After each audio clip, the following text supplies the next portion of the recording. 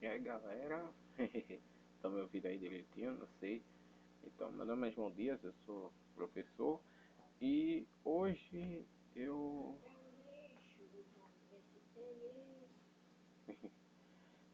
É porque eu tô em casa, tá? Como todo mundo fica em casa, né? Então, hoje eu vou começar esse projeto de aulas de reforço, tentar fazer de várias matérias, mas principalmente história, que é a minha especialidade, né? Que eu sou formado de fato nisso. E, né, de uma maneira para tentar ajudar aí nos estudos da galera. Eu acho importante, né, que a gente faça o possível para ajudar a turma nesse período, né, porque eu acho que é a missão, né, de todos nós, né, e eu que acredito em Deus, acredito sinceramente, né, que a missão que Deus dá a gente é cuidar um dos outros, né, uma das missões, né, que Ele nos dá, né. A melhor forma de mostrar o amor dele é fazendo isso que eu estou fazendo agora, né?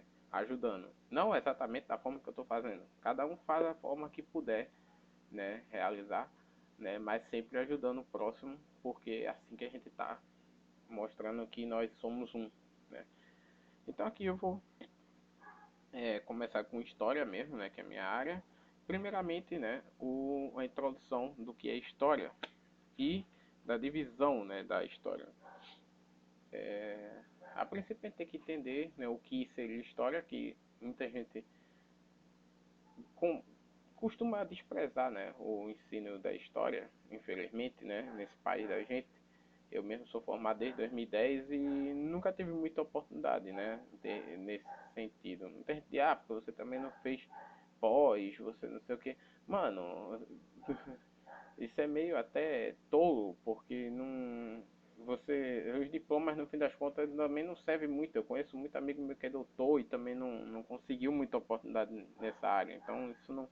Isso acaba sendo irrelevante se você olhar bem, né? E curioso isso, né? Dentro da história mesmo, a gente vê, né, que como isso é variante. Então, a história, né, o que seria a mesma, é um ensino, né, um estudo, é uma ciência que ela tem como sua ferramenta, né, seu objetivo principal falar, né, de acontecimentos de fato que já ocorreram com vistas, né, a também fazer uma interpretação desses fatos e até mesmo fazer traçar paralelos e ver até mesmo como isso pode ser importante para a nossa história, né, para o nosso presente e para o nosso futuro, né? Muita gente despreza o passado, gosta muito de considerar que tais coisas elas não voltam a acontecer, mas a gente sabe que embora, né, eu tenha visões, aliás, né, de história que sejam lineares, a gente sabe que existe também um lado cíclico na história, né? Então, houveram várias correntes, né, de historiografia ao longo da história da humanidade. Eu não vou entrar muito em detalhes nesse sentido, porque isso é muito profundo, isso tem muito mais a ver com a construção do saber histórico, né, historiográfico, e isso é um pouco mais complexo. Mas se quiser se aprofundar, existem, né, livros sobre introdução aos estudos históricos e até textos, né, que falam um pouco, né, da questão de como a história era vista nos tempos gregos, no tempo cristão, né, romano cristão, no tempo medieval, a visão modernista, né, o conceito de história iluminista, de história positivista e alguns outros até chegar num conceito marxista, né, também, até chegar num conceito que hoje é mais complexo, né, que existem várias visões, né, inclusive a revisionista, né, que é uma que está muito popular nos últimos tempos e que, embora seja bem controversa, vamos ser sinceros, né? Mas eu não vou me aprofundar nesse detalhe, mas o importante é que essa é a base do que é história, né? E o que significa, né? Sim, o sim de história é você não só aprender dos fatos do passado, mas interpretá-los e ver como eles construíram a nossa sociedade presente e como e o que eles podem nos ensinar para o futuro também, né? Para que a gente não cometa os mesmos erros, para que a gente pegue aquilo que seja acerto, né? Para que a gente possa construir algo novo. né? Isso é importantíssimo. Essa é a maior importância da história. A história, né? A gente, para entendê-la, infelizmente tem uma coisa muito chata que é data, né? É uma coisa que eu odeio, tá? Eu sou historiador, mas eu odeio datas, velho. Eu não gosto muito de decorar datas e eu entendo que é uma das coisas que muita gente às vezes pensa que história é decoreba de datas e de nomes e coisa desse tipo. Até porque isso foi meio que fundamentado pelo ensino errado que foi feito de estudos sociais. Não sou contra estudos sociais, acho importantíssimo que deveria ter um pouco mais, né, do ensino da organização social e política brasileira, mas infelizmente, né, como era uma coisa viciada e mal colocada, né, aquele senso de um patriotismo ufanista, né, tolo, eu acho que talvez por isso esse ensino foi meio que expugnado de certo modo, né? E ao mesmo tempo dando abertura para o ensino de história e geografia, mas eu acho importante também, né? E talvez eu fale um pouco também do conceito de estudos sociais, porque é importante na nossa época, né? Atual principalmente, né? Então, a história ela precisa, entretanto, de datas, porque a nossa vida ela tem o tempo, né? A gente vive no tempo. Né? Nós somos frutos do tempo. E sem o tempo a gente não teria como determinar quando ou porquê talvez aconteceu uma certa coisa. Eu digo o porquê também porque com a determinação de um tempo a gente tem uma visão do contexto, né, histórico, né, também. Né, uma delimitação temporal. A gente sabe que isso também é variável, que civilizações tiveram suas visões de tempo diferentes, né, de umas das outras. Hoje em dia, no mundo mais globalizado, a gente não consegue ter essa noção, né? Nós somos frutos de uma era já da globalização e que a gente ainda, por cima, a gente agora está na internet, né? Internet é a coisa mais globalização que existe na face da Terra. E aí a gente talvez não tenha essa percepção de que houve épocas em que civilizações pensavam e viviam em tempos e construções completamente diferentes, né? De histórica, cultura e até geográfica e culturalmente tudo diferente, né? Da nossa de uma a outra, né? Mas isso e por isso talvez até, né, na verdade, que a gente vê vários tipos de calendários para dividir a história, né, tempo, formas de dividir o tempo, né? A gente sabe que o calendário, né, o calendário e a forma de medir o tempo eles foram mudando, né, com o passar dos anos. Antes o homem, boa parte, né, da humanidade via as coisas através das estações né, do ano, das estações da Lua, né, da mudança de fase da Lua, né, inclusive, né, isso daí que gerou aquilo que nós chamamos de calendário lunar, né, que foi o primeiro, né, que colocava o ano com uma quantidade de dias bem menor, né, do que a atual. E depois o calendário solar, né, foi quando começou-se a perceber que havia, né, um ciclo do Sol também, né, e aí o calendário solar hoje em dia é o mais utilizado, né, pela maior parte das civilizações, né, com aproximadamente 365 dias. A gente sabe que não é bem assim, tanto é que de 4 em 4 anos a maioria dos calendários tem um ano bissexto, né, se torna um ano bissexto com 366 dias. Né? Mas ao longo das civilizações a gente pode ver que houveram civilizações com calendários com uma quantidade bem mais variável de dias, né? Com 360, 354, dentro do conceito do calendário lunar, né? E outras até com talvez até mais do que 365. Né? Isso é muito variável. Né? E a divisão também de meses, né? Normalmente em 30 dias, né? Normalmente era a divisão na maioria dos calendários do mundo, que era mais ou menos o ciclo que a Lua fazia, né? Por isso que eles colocavam 30 dias, que era mais ou menos o ciclo lunar. É, já quanto ao estabelecimento de um ano, né? De anos, né? Com medição de anos, a gente tem a gente vai analisar que houveram vários, né, calendários, né? E hoje em dia os três mais comuns, né, que a gente vê são o da civilização né, ou dos povos muçulmanos, né, que a gente vê que eles começam a sua contagem a partir do que seria o nosso ano 622, né, da era cristã, né, ou seja, depois de Cristo, que seria o ano em que Maomé foi expulso de Meca, né, da cidade de Meca lá na Arábia Saudita, que ainda eram povos árabes, ainda não era um país, né, árabe propriamente dito, e ela ali naquele momento, né, o povo, né, estabelece como o início do islamismo, né, e daí, portanto, da sua civilização. Né? Tanto é que os calendários muçulmanos eles são contados com 622 anos a menos que os nossos, né, vamos dizer assim, do que os nossos aqui do Ocidente. Já que no judaísmo existe o calendário judaico, que tem uma contagem completamente diferente, que supostamente viria desde a fundação do mundo, segundo, né, a contagem da maioria dos rabinos. Então, tipo, eles não têm isso de antes ou depois, é dali até, né? Então, para eles já estamos no ano 5.700 e pouco, eu não lembro agora, como eu disse, datas não é comigo, tá, minha gente? Mas já tem quase 6.000 anos o calendário deles.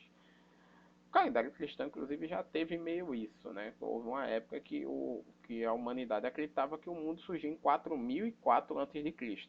Como nós sabemos, hoje em dia, né, aproximadamente há 4.000 anos surgiu a escrita. Então o ser humano já devia existir um pouco antes disso, né?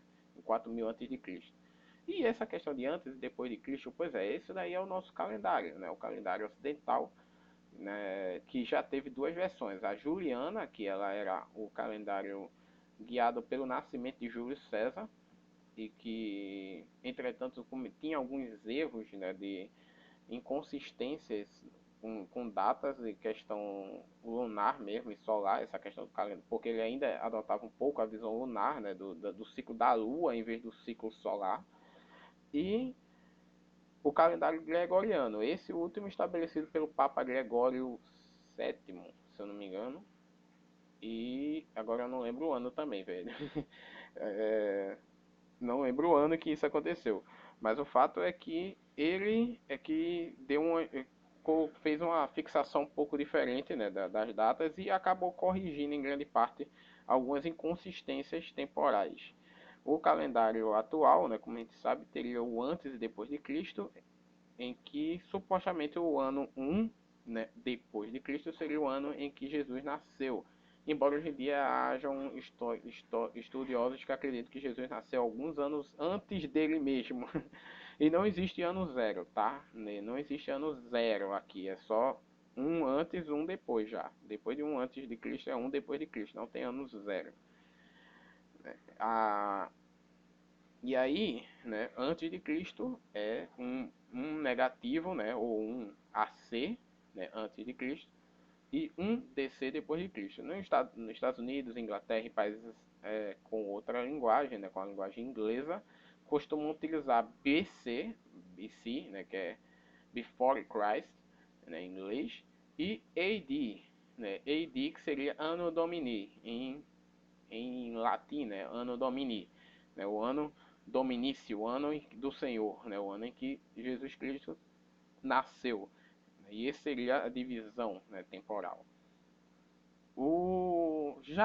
Né, e aí a gente tá, obviamente, na fase pós-Cristo, né, que vai do ano 1 até onde nós estamos atualmente, 2020. E a divisão, né, da história, além disso, tem a divisão milenar e secular. Milenar, milênios, né, nós já estamos no terceiro milênio, e a secular, nós estamos no século 21. O que se determina disso é que, tipo, o milênio se considera, por exemplo, por que nós estamos no terceiro milênio? Porque vai do ano 2001 até o ano 3000, né, quando se faz 1000 anos. Por que isso? Porque o primeiro milênio começou no ano 1 e terminou no ano 1000. Segundo milênio, 1001 a 2000. Eu sou fruto do milênio passado e do século passado, né, século 20. E muitos talvez também o sejam, que estejam me assistindo. E mas boa parte provavelmente é do século XXI, já do terceiro milênio. Olha só, né? Com certeza a maioria deve ser do terceiro milênio. O povo novinho que nasceu depois de 2000, né? Depois de 2000. Enfim, essa é, né, a divisão do século também segue essa lógica. Já a década é meio controvérsia. Há quem diga que a gente ainda está na década de 2000 e que a década de 20 seria a década passada, enquanto que essa década seria a década de 30. Mas há quem diga que não. Mas eu não vou entrar nessa situação porque isso é meio controverso, né? E também não vamos tão longe, porque senão a gente vai começar a dividir também o ano, e formas de dividir ano. Isso aí é meio, né? Eu acho que é um ensino meio básico, né, gente?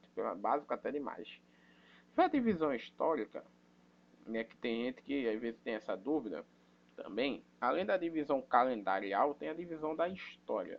A divisão da história ela segue padrões que são variáveis também, né? O mais comum e o mais estabelecido é a divisão em idades, né? Mas existe também a divisão em modo de produção, tá?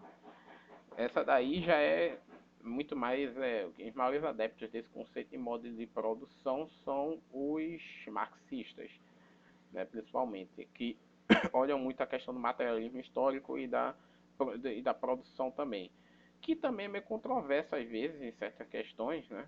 Por isso que eu não vou entrar tanto em detalhes, mas acho importante que se busque, até porque, de certo modo, essa visão ela tem um certo sentido de ser, né? Quando a gente para analisar que civilizações tiveram modos de produções diferentes ao longo do tempo, mesmo em momentos mesmo momento em que um estava num modo de produção ou estava em outro, né?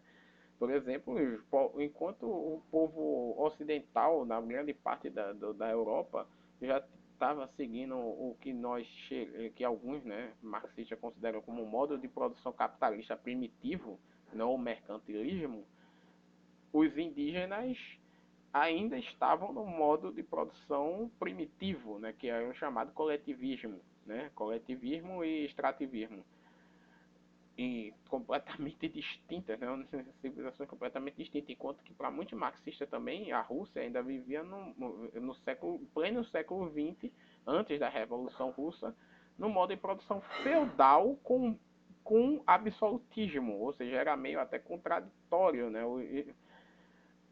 a forma como se comportava a Rússia, né, pré-revolução.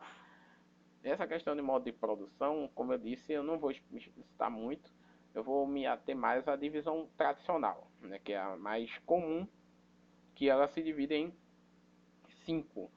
Né? A primeira não é bem uma divisão, é a pré-história. A pré-história, né, que depois na próxima aula eu vou falar um pouco da pré-história, ela vem do surgimento do homem, que é um mistério, na verdade, né? Mas há quem date entre 10.000 a 30.000 antes de Cristo, a gente não tem certeza, né? E segue até e outros dizem que vai desde o surgimento do mundo. Isso é muito relativo, porque na minha opinião o ser humano é que faz a história, porque os outros animais não têm essa concepção de construir o conceito histórico, né, propriamente dito. E a pré-história, entretanto, né, ela não é história, como o nome já sugere, mas mesmo assim ela possui história, por isso que é importante estudá-la. Né? O que muitos consideram é porque a história ela seria necessário documentação, o que às vezes entra em contradição quando a gente lembra que documentos podem ser falsificados, documentos podem ser manipulados, documentos podem ser não traduzir a realidade, pode ser ficção. Eu posso, depois, óbvio, que eu vou, quando chegar em certas aulas mais pra frente, eu vou falar a respeito de alguns casos de ficção, tanto na história geral como na história do Brasil, né? Na Idade Média aconteceu um caso muito severo que eu vou comentar, mas aqui no Brasil também aconteceu, né? E que é curioso e sintomático, porque é algo que até hoje, né, mexe um pouco com o nosso país. Se você olhar bem, eu quando chegar lá, vai demorar um pouquinho, mas vai chegar. Não sei quanto tempo eu vou fazer essas aulas e upar na internet, mas eu vou tentar fazer sempre que for possível. Ok, não sei se vai ser uma por dia, como é que eu vou fazer, mas eu vou tentando colocar aí para vocês. E esse agora é só teste, né? O piloto. Quanto a idade já da história propriamente dita, quando ela é estabelecida aproximadamente em 4000 a.C., que é quando, né, se data aproximadamente as primeiras os primeiros registros de algo que seria próximo do que hoje nós consideramos como escrita, né? Não era só desenhos que não tem um significado realmente de explicitar palavras, né? Mesmo que às vezes fossem, né, como desenhos, né, como a escrita cuneiforme ou a escrita do hieroglifo egípcio, mas, né, esses, né, que eu falei agora, eles têm uma noção de, né, de serem escritos que traduzem uma mensagem diferente do dos desenhos simplesmente, que podem até trazer também uma mensagem, mas de uma maneira mais críptica, mais artística, né, muito menos codificada, vamos dizer assim, né? A escrita já é uma codificação, tal como a moeda é a codificação do valor, né? Que é algo que também vai surgir junto para ao próximo da escrita, né? O conceito de moeda, porque nessa época que a agricultura também já vai ter sido um pouco mais desenvolvida, a questão dos metais também, enfim, a gente vai falar disso também, lógico. E aí, quando a gente chega na história, a partir de 4000 a.C., ela tem mais quatro divisões, como eu falei. A Idade Antiga é considerado né, das civilizações clássicas, né, da construção de, da estrutura da servidão coletiva, né, aí eu vou entrar um pouco em modo de produção, né, da servidão coletiva, principalmente na área do Oriente, né, que é normalmente os mais estudados, né, dentro da história, nesse, principalmente do que a gente conhece, né, é o povo egípcio, os babilônicos, fenícios, hebreus e posteriormente os persas, né, os povos persas. São normalmente esses que são mais estudados dentro dessa área. E o modo escravista, né, a estrutura escravista do Ocidente clássico, que aí a gente coloca um pouco da civilização minoica, né,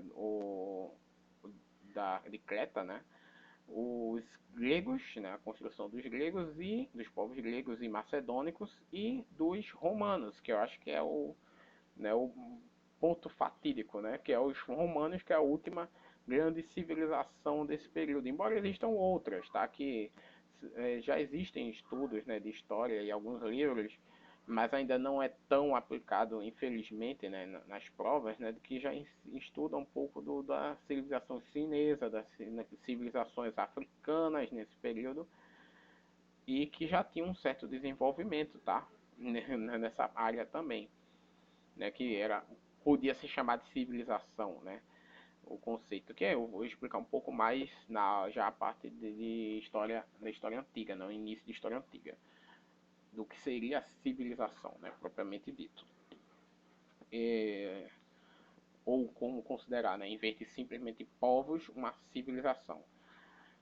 O, como eu falei, né, o povo considerado como romano, né, que seria o marco final, né, da história antiga, seu desenvolvimento aliás, a história antiga é a única que está entre antes e depois de Cristo, né? Porque ela termina depois de Cristo no ano 476, é o ano que normalmente é estabelecido como fim, que é quando Roma, né, ela acaba sendo destruída, né? Ela acaba sendo conquistada, né, pelo um império, um curto pequeno império, na verdade não, por um reino, né, de bárbaros, né, de povos considerados bárbaros que acabam dominando Roma, e ali aquela queda é considerada o marco, né, do fim, né, do império da Idade Antiga.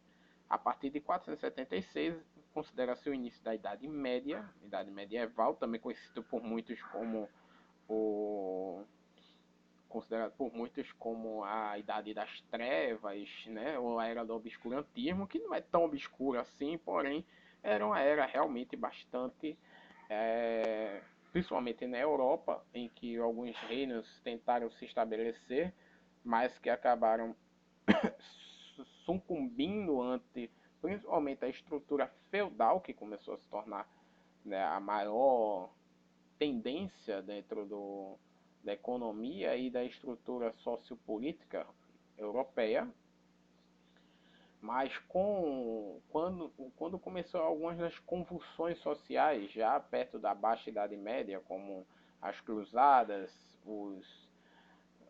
a Inquisição, a Peste Negra, as greves não, tá? Que não existia greve nessa época, revoltas populares e as fomes, né, que estavam ocorrendo naquela época, bem como a amplificação das estruturas de reinos propriamente dito, né, como os reinos da Espanha, de Portugal, a Reconquista Espanhola, né, e o estabelecimento em definitivo do que seria o Reino Franco e do Reino inglês, principalmente, após a Guerra dos 100 Anos, e somada a isso também a queda, né, da Constantinopla, a segunda Roma, que depois, bem lá para frente, eu vou falar a respeito dela, né, que seria a antiga capital do Império Bizantino, né, e que foi tomada pelos turco-otomanos, e ali é considerado o fim, né, da Idade Média, em 1453.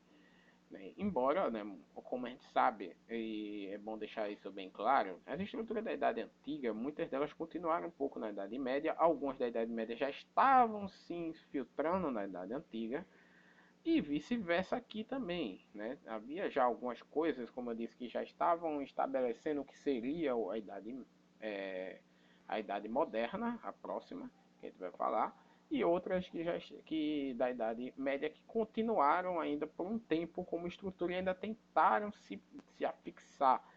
Na Idade Moderna isso também ficaria claro já no fim dela, né? Já na Idade Contemporânea ainda veria algumas coisas que faziam ainda e que ainda estão, por incrível que pareça, presentes, porque é isso que é uma questão da história. Além de haver, né, a disparidade dos povos, né, no estabelecimento histórico, a gente tem que entender que também existe a disparidade da transformação. Não é porque essa data é considerada um marco que significa que realmente ali mudou por completo. Não é bem por aí. E a gente tem que tomar cuidado com essas questões. A gente vai encontrar, vez ou outra, né, esses rastilhos, né, essas fagulhas, né, de um período ou de outro em outro, né?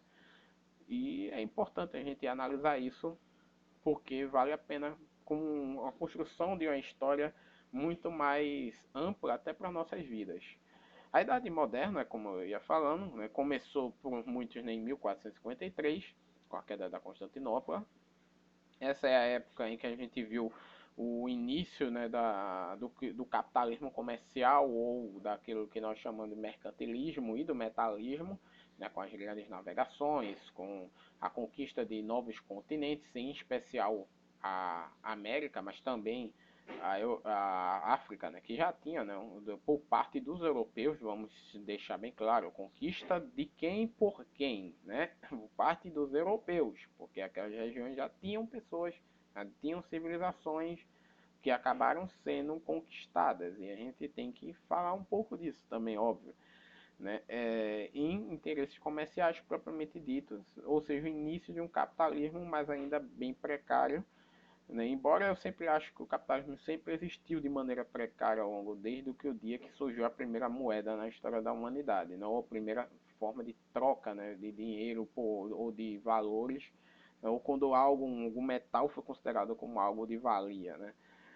Essa estrutura da Idade Moderna para muitos se começou a cair, né, em 1789, no ano em que começou aquela que é chamada de Revolução Francesa, né, a revolução que derrubou, né, o regime autocrata e autoritário, né, vamos dizer assim, no absolutista, né, da França, e estabeleceu a primeira, na verdade não a primeira, mas a segunda república propriamente dita no mundo.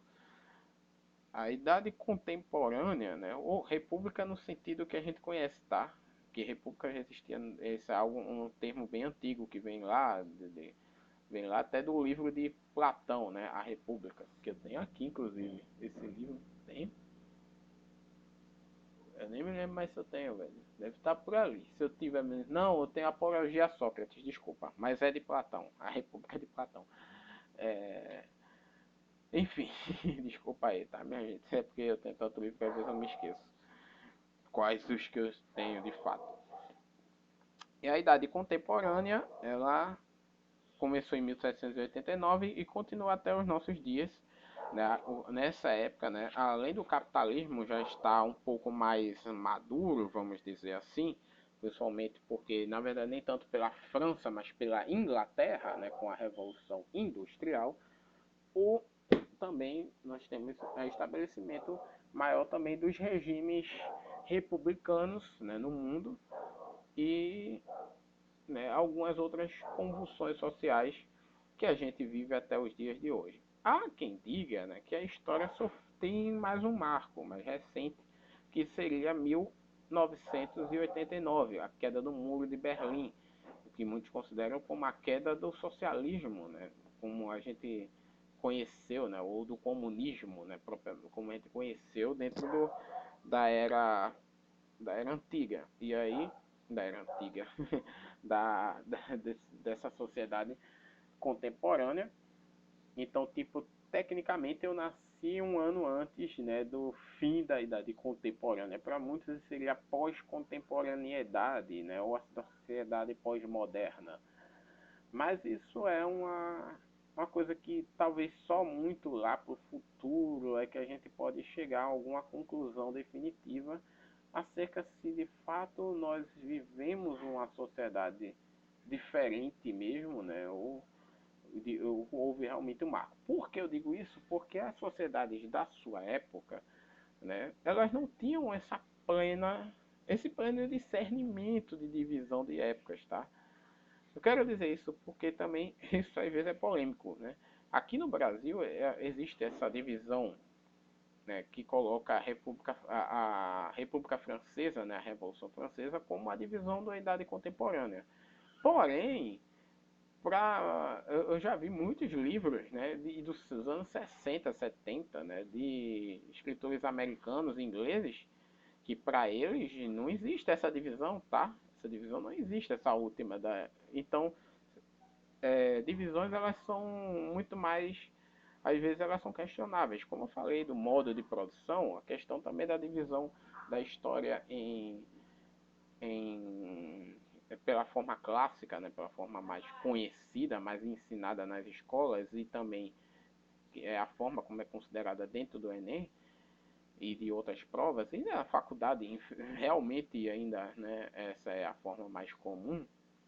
O fato é que o tempo ele não é visto da mesma forma por todos e, portanto, a divisão dele também é relativa.